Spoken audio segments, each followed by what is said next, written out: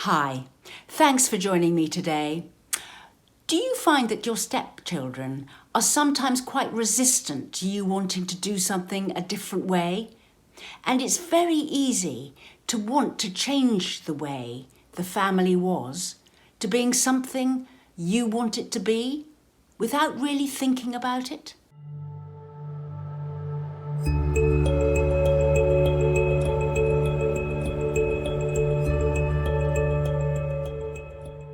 Subscribe to my channel and hit the notification bell, and I'll let you know every time I post. We all know that every family has its own way of doing things that get established over the years, and the children grow up in these families where things are done a particular way. And it's just very tempting for you as the step-parent to introduce new and better ways of doing things. It's very easy for a step-parent to see a better way of doing things because you can see how it can be more efficient or healthier for the children or better for the family in some way.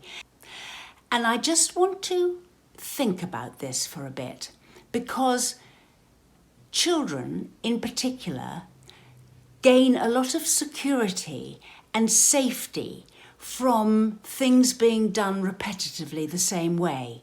They it sort of keeps them sort of secure and the routines themselves make them feel safe.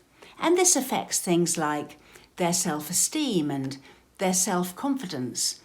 Let me just give you a couple of examples.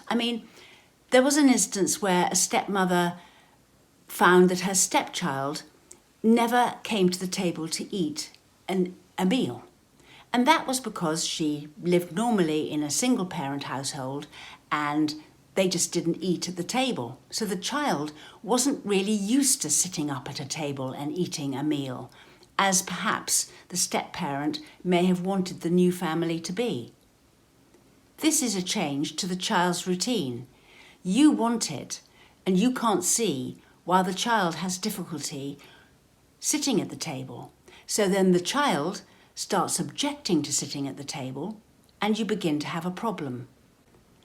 It's just things like that that can make a difference to you if you understand that actually the child is getting its security from things remaining as much as possible the same way. So there may be hundreds of little things that you change about the way things were to being something that you've decided to do together, like, what you do on a Sunday evening, or how you celebrate a birthday, or what the mealtime routines are, what the leaving the house routines are. And that is what family routines do for children, and that's why they're so important. That's why they say it's good to keep a consistent bedtime. It's good to keep a consistent routine at bedtime. So the children become familiar with it and then they can fall to sleep more easily and all of these other things. In a step family, it might be just worth thinking before you start changing routines without thinking about them. Because you may want, and it's very likely you do, change. But just think about it. It might be worth changing the routines that have a purpose to changing the routines, because it makes things a lot better in some way. Better for the family, better for people's health, better to help the children grow up and things like this. There's lots of reasons why you want to change a routine for it to be better. But think about the routine before you change it, because it may also be worth keeping as many routines as possible the same, so the children experience consistency and security. Don't just change routines because it suits you better.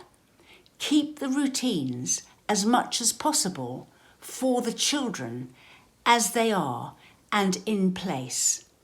And this will mean for you that the children, they won't be so resistant to change. if you keep their routines secure enough. So, change the routines that are important for some reason. Keep as many of the routines for the children the same in the family.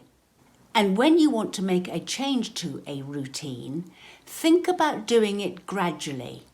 What would be the next incremental step to making a change to get you to where you want to go?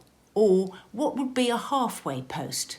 Try that before you make a complete change to a routine. There's another example at Christmas time when